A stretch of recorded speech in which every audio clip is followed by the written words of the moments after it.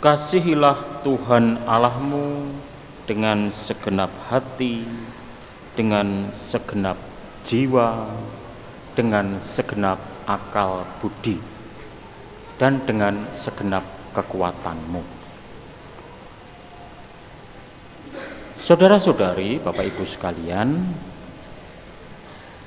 kasih atau cinta itu kata yang sangat populer sejak dahulu kala. Kata yang sering diucapkan. Kalau Anda mendengar lagu-lagu ya, romantis, film-film ya drakor ya, semua selalu dihubungkan dengan cinta atau dengan kasih. Tetapi karena begitu seringnya, begitu populernya kata ini muncul dalam film-film romantis, dalam lagu-lagu romantis, maka kata ini juga menjadi sekaligus kata yang paling koruptif. Artinya koruptif itu adalah mengalami pengurangan makna, atau yang maknanya paling sering juga diselewengkan, maknanya yang paling sering dibelokkan dari makna aslinya. Maka pesan Yesus hari ini sangat jelas.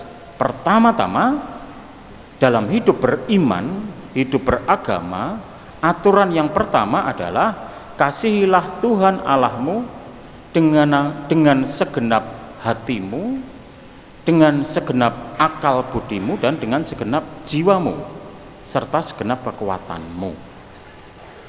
Maka dalam kacamata Yesus, kasih itu bukan hanya soal romantis-romantisan, bukan hanya soal cengeng-cengengan, bukan. Dan justru bukan itu sebetulnya. Yesus menegaskan 3 daya jiwa yang sangat penting kalau orang sungguh-sungguh mengasihi dengan kasih yang murni. Yang koruptif itu tadi yang tidak murni.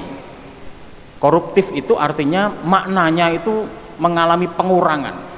Korupsi itu kan mengurangi, itu mengambil secara ilegal kan, korupsi. Maka kalau kata koruptif itu artinya katanya dikorupsi maknanya. Dan Yesus menunjukkan kasih yang sejati, yang tidak dikorupsi maknanya oleh aneka macam drama dan film-film romantis, adalah kasih yang menggunakan 3 daya jiwa, yaitu akal budimu, hatimu, jiwamu. Yesus dengan jelas ya, kasihlah Tuhan Allahmu dengan segenap hati, jiwa, dan akal budi. Itu kasih yang murni.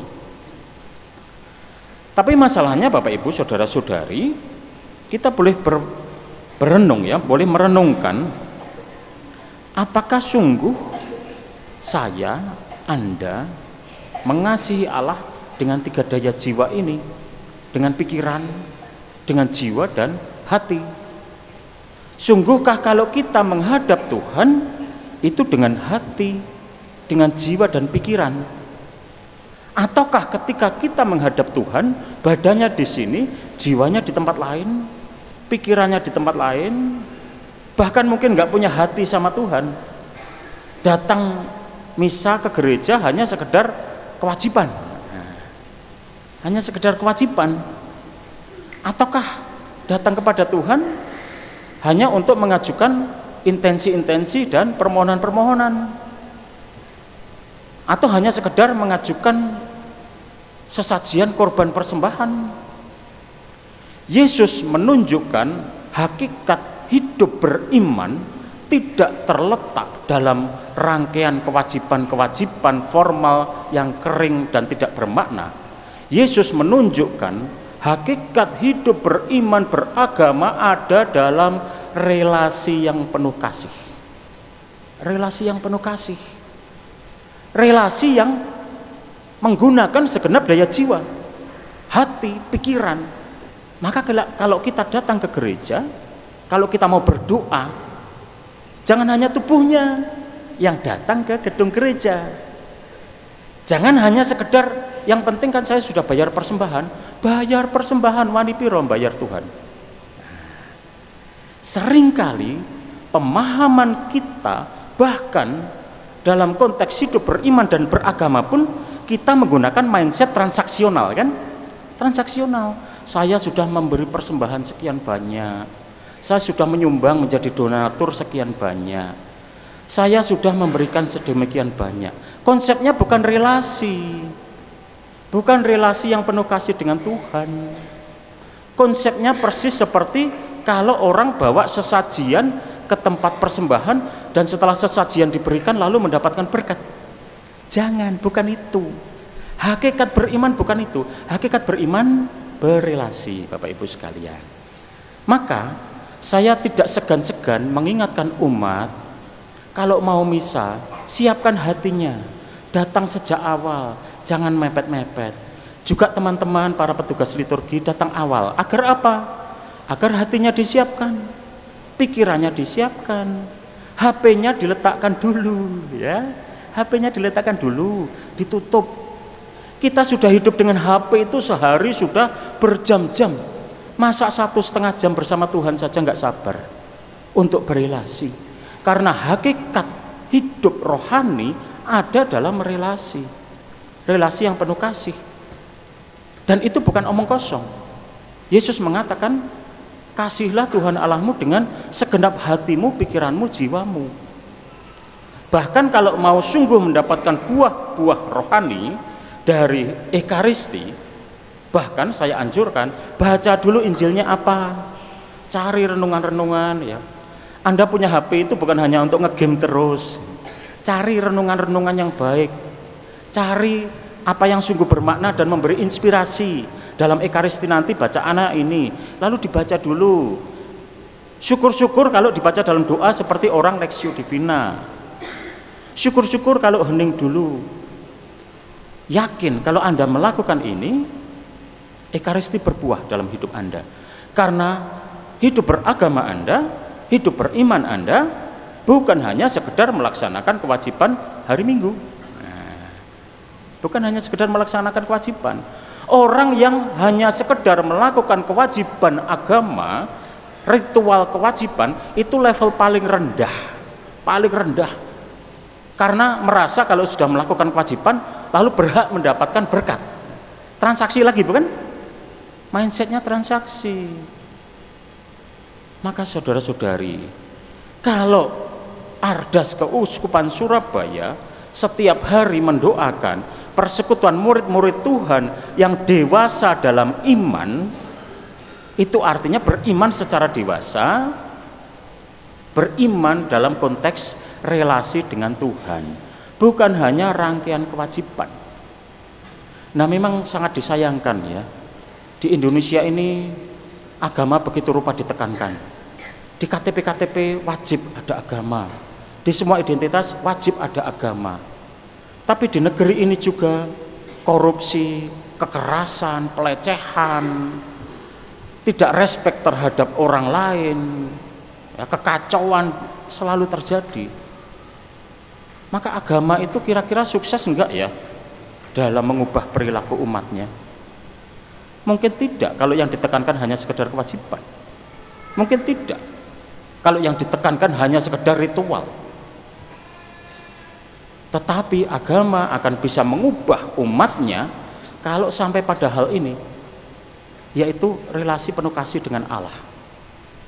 Orang kalau punya relasi penuh kasih dengan Allah, nggak ada orang pun berbuat baik, nggak ada orang pun dia akan tetap melakukan kewajiban hati nurani, bukan karena dilihat, melakukan kebaikan karena memang hal itu baik untuk dilakukan, karena hukumnya kasih, bukan hukum positif.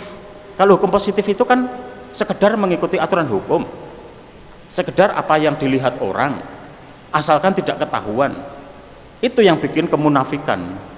Berbuat baik hanya sekedar dilihat orang, hanya sekedar memenuhi kewajiban, hanya sekedar memenuhi aturan, tapi tidak berangkat dari hati yang terdalam.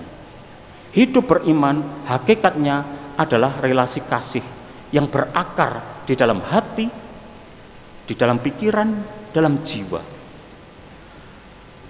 Repotnya Bapak Ibu Saudara-saudari, seringkali hati kita, pikiran kita jiwa kita seringkali sudah dibajak. Dibajak oleh siapa? Dibajak oleh medsos, dibajak oleh apa yang kita lihat, dibajak oleh apa yang setiap menit kita scrolling, dibajak. Sehingga kita nggak sempat ada waktu untuk sejenak berdoa, untuk sejenak hening, sejenak mawas diri. Ya. Pikiran kita, hati kita, kalau setiap waktu, setiap saat terus hidup dengan gadget, dengan media sosial yang kita lihat, apa yang kita tonton setiap waktu, ibaratnya, analoginya seperti orang yang mulutnya sudah penuh makanan, belum sempat masuk perut, belum sempat dicerna, sudah dimasuki lagi, lalu penuh kan makanannya, lalu kemudian pencernaannya nggak sempat bekerja dengan baik, lalu kemudian obesitas, lalu kemudian terlalu banyak makanan tidak sempat dicerna, pencernaan kerja keras. Persis itulah pikiran kita ketika informasi terus menerus kita jejalkan, kita nggak bisa lepas dari apa yang kita tonton, lalu kita nggak sempat berpikir kritis, kita nggak sempat hening, nggak sempat diam sejenak, tidak sempat memikirkan apakah ini benar, ini salah, ini baik, ini buruk, apakah ini bijaksana atau tidak, ini tepat atau tidak. Orang langsung saja seperti robot, ada rangsangan langsung direaksi. Lalu kemudian sabda Allah pun tidak berguna. Pulang dari misa pun perilaku kembali ke awal. Dan tidak ada relasi, tidak ada kasih dengan Tuhan.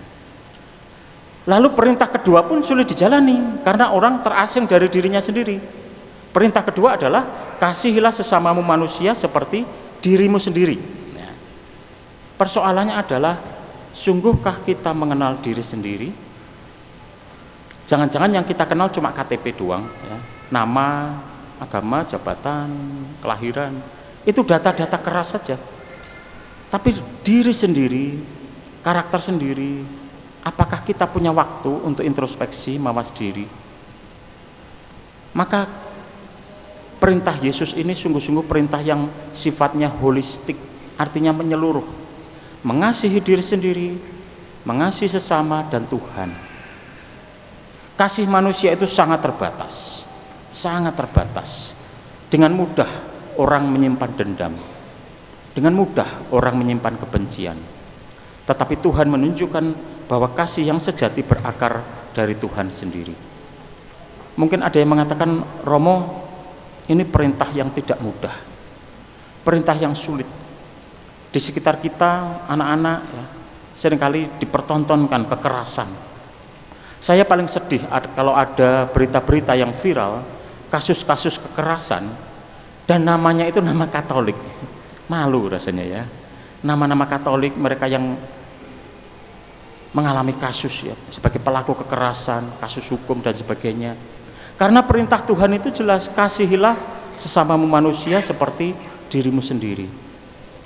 Maka Bapak Ibu sekalian, hendaknya ini menjadi sarana introspeksi bagi kita. Sungguhkah doa-doa kita, Ekaristi yang kita rayakan, membuat kita semakin dekat dengan Tuhan, membuat kita sungguh menghayati kasih Tuhan, atau jangan-jangan ada yang salah dengan cara kita berdoa, ada yang salah dengan cara kita beragama, ada yang salah dengan cara kita beriman. Rasul Yakobus dalam suratnya pernah mengatakan, Yakobus bab 4 ayat 3, minggu lalu ini juga saya singgung dalam khotbah. Mungkin kamu tidak mendapat apa-apa dalam doa karena kamu salah dalam berdoa. Karena dalam doamu kamu hanya ingin memuaskan hawa nafsumu, memuaskan egomu. Dalam doa kita tidak mencari Tuhan, tapi mencari kepuasan diri sendiri. Ini menjadi introspeksi bagi kita Bapak Ibu sekalian untuk memperjuangkan kasih mulai dari keluarga, mulai dari istri, suami, dan anak-anak kita, dari sel terkecil hidup kita. Di tengah budaya kekerasan yang demikian brutal, kita ciptakan budaya kasih dalam keluarga.